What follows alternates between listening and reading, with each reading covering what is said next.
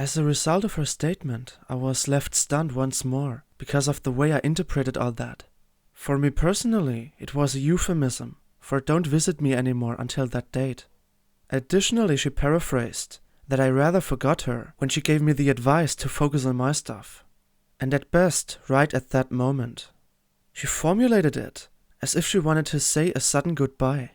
But all in all, I set myself the intention to stop thinking too much. What worked for me so far.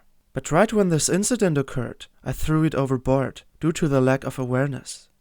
So I loosened the promise of unconditional trust a little bit and unintentionally made space for its opposite. Skepticism. Doubt.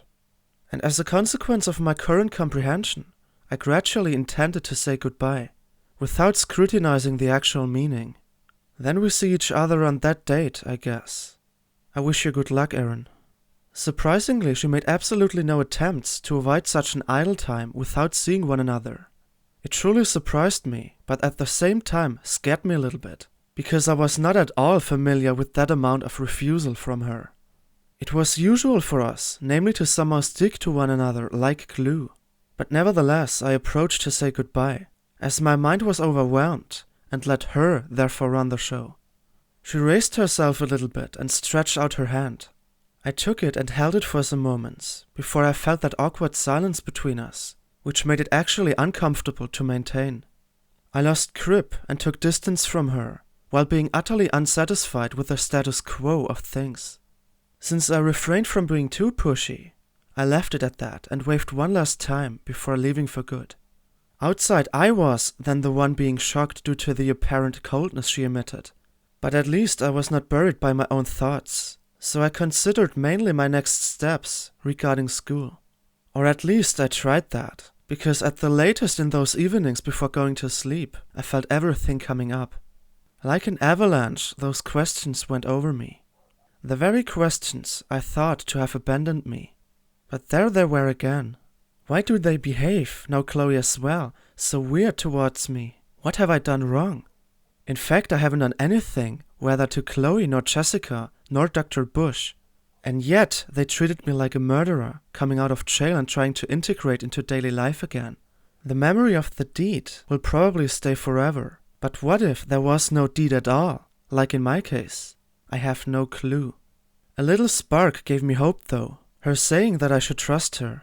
On one side I wanted to grab onto that, but on the other, how was I supposed to do that exactly? With that incident, when I saw her the last time, it was almost impossible for me to believe her. The ruthlessness she confronted me with made clear. How should I unconditionally trust someone from whom I know that trust is not mutual? Obviously, she had something like a secret, which was a clear contradiction to mutual unconditional trust.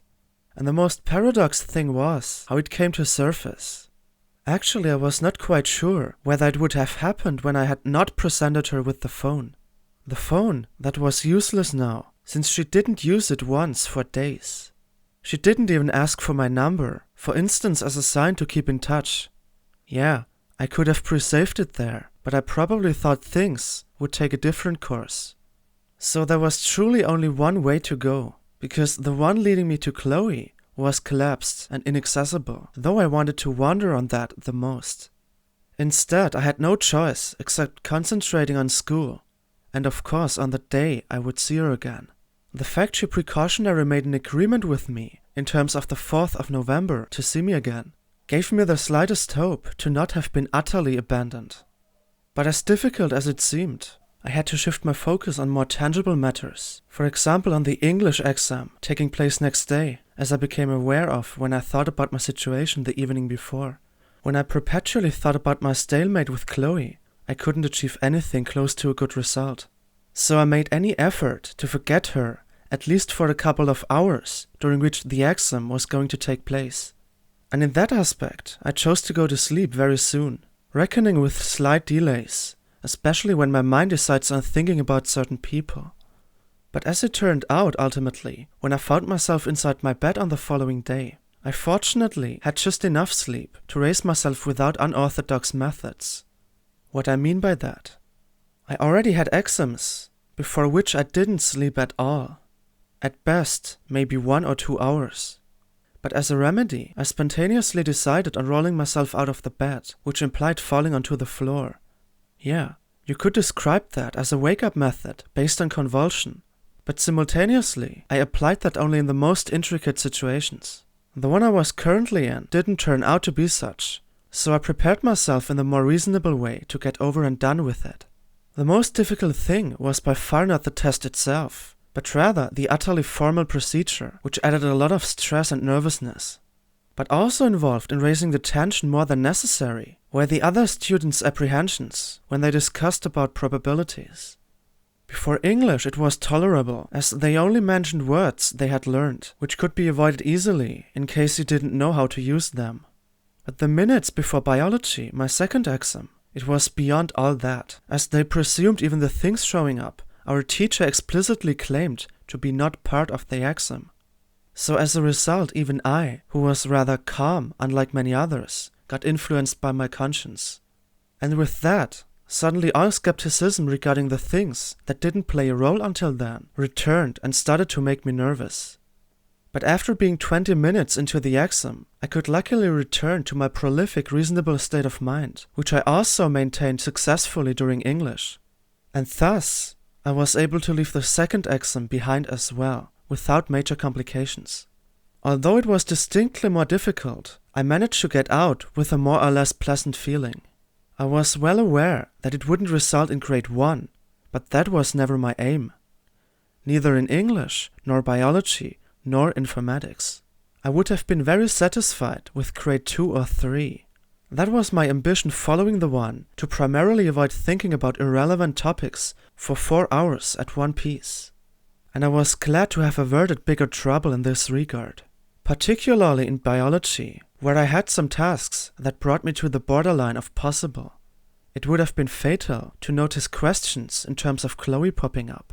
For that, I reserved the time after biology, which was then inevitable, as my thoughts were instantly replaced by question marks. I never had thought to forget about an exam at such a high velocity.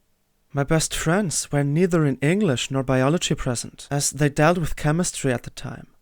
But after all, it was supposedly better, since I was somehow inaccessible due to my mental occupation. The exam after the exam, so to say.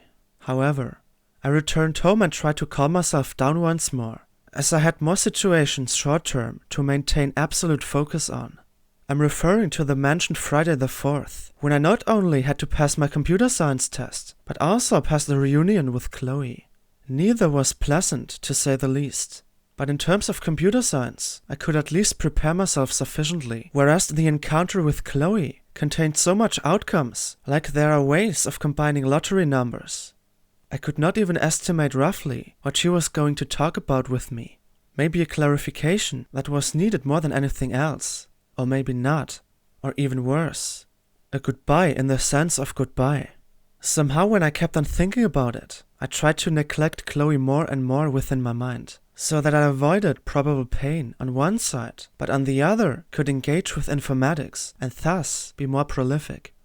After all, I had no time to waste, for the sake of no one, and ultimately, until now, I didn't fail totally at one test, which should remain that way, also in computer science. So I distracted myself from Chloe, hospital issues, and the typical she loves me not mind games, and started working. In that aspect, I had the complete repetition to work through again. The last polish, so to say, before I was ready for the exam. But lastly, I managed to prepare myself well for the tasks that were about to come. I had no certainties whatsoever, though I had plenty of details and theoretical knowledge in my mind, which I evaluated as sufficient for engaging with the last high priority subject. Like in biology, I had exactly one concern. While in biology that worry referred to genetics, the one in informatics was related to practical programming. And those subjects gave their hand to each other also with the last thoughts before going to sleep in the evening before. Please have mercy with those who are unable to apply practical programming. At least in the previous subject, my plea was heard. Though a little percentage was about genetics, it was manageable for me by accumulating my points elsewhere. To examine whether or not my prayer was heard by examiners the test god, my only opportunity was to throw myself straight into action. But before, I had to recharge my batteries, preferably by getting some sleep.